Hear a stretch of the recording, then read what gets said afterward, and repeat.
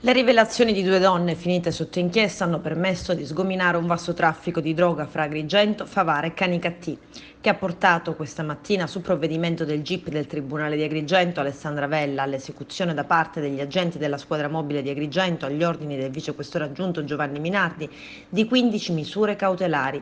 9 gli arresti ai domiciliari, 4 obblighi di dimora, un divieto di soggiorno nel comune di Agrigento, un obbligo di presentazione alla polizia giudiziaria. Sono ben 72 gli episodi di spaccio contestati e 21 le persone indagate. Le attività investigative sono partite da 2 giovani donne che hanno disvelato una fitta rete di spaccio di stupefacenti di hashish, marijuana e cocaina, gestita con spregiudicate modalità imprenditoriali alla luce del sole anche in luoghi della città sensibili e per tale ragione considerati quali aggravanti dal codice penale. Durante le indagini sono stati effettuati numerosi sequestri di stupefacente di vario tipo. Inoltre diversi sono stati gli acquirenti che, monitorati durante l'acquisto, seguiti e trovati in possesso dello stupefacente, non hanno potuto far altro che confermare le ipotesi investigative degli inquirenti. Le investigazioni sulle donne hanno permesso di allargare le indagini su numerosi altri soggetti che collaboravano con loro ed erano loro fornitori. L'indagine parte da un rinvenimento a seguito di un controllo, di informazioni particolarmente utili che ci permettono di risalire alle 2 ragazze e da qui iniziare l'attività investigativa a loro carico che ci permette di individuare numerosissimi fornitori delle ragazze e numerosissimi acquirenti di stupefacenti delle ragazze stesse. Nel corso di un'intercettazione avete ascoltato uno degli indagati parlare di una sostanza che non si usa più a Favara. E qual è allora la sostanza che è in voga a Favara in questo momento? No, praticamente a secondo del periodo, anche della possibilità di reperimento dello stupefacente, c'erano dei periodi differenti di consumo, quindi se per esempio si riusciva a trovare in maniera facile dell'hashish, veniva in qualche maniera venduto in maniera più abbondantemente l'hashish. Per quanto riguarda l'erba, sembrerebbe da una intercettazione che era meno gradita rispetto ad altre sostanze.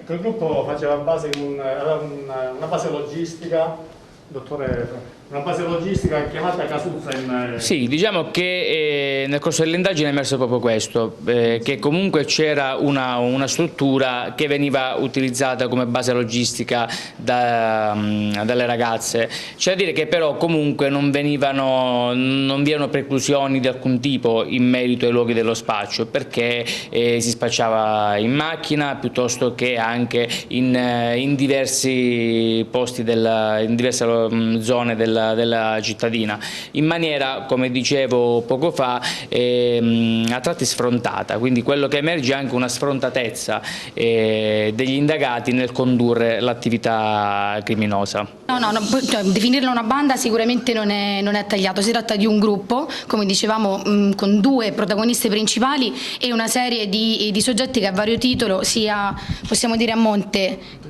che a valle, hanno coadiuvato questa attività, però chiamarla un gruppo di persone che in concorso fra loro hanno svolto questa attività di spaccio. Mi sento di confermare questa che peraltro è la qualificazione giuridica che è stata data ai fatti. Come è nata l'inchiesta? È nata, come diciamo, da uno spunto investigativo quasi casuale, quindi dal ritrovamento di un telefono cellulare e poi da tutto l'approfondimento investigativo che vi è seguito, con attività che, come si diceva, è stata sia tecnica, sia video che diciamo di intercettazioni di conversazioni fondamentalmente, e poi riscontrata costantemente grazie all'attentissima e diciamo specifica attività investigativa che è stata fatta sia con sequestri che con sommare informazioni fondamentalmente. Parla di spaccio anche ai minorenni?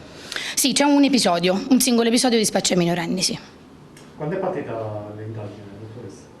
Onestamente, io sono onestamente intervenuta in una fase successiva, quindi l'inizio dell'indagine forse quasi 2 anni fa, sì. Quanti gli episodi di spaccio? Oltre 70, sì, più di 70, sì. Da ordinanza 72. 72 quelli che sono finiti nell'ordinanza, Certo. Le piazze di spaccio, cioè i clienti soprattutto poi erano favaresi o... Prevalentemente Favara, come dicevamo, con qualche episodio dislocato nelle altre città della provincia, comunque prevalentemente Favara, sì. Cioè, i bar spacciavano Diciamo, molti degli episodi sono stati riscontrati, diciamo, in prossimità di questa della casuzza di cui si sono viste le immagini, ma non è l'unica, ci sono stati degli episodi ad esempio in macchina, insomma, diciamo, lo scenario era variegato. Poi c'è stato l'episodio, come dicevamo, in prossimità di una caserma, che ha quindi configurato l'aggravante specifica prevista dall'articolo 80, e questo fondamentalmente.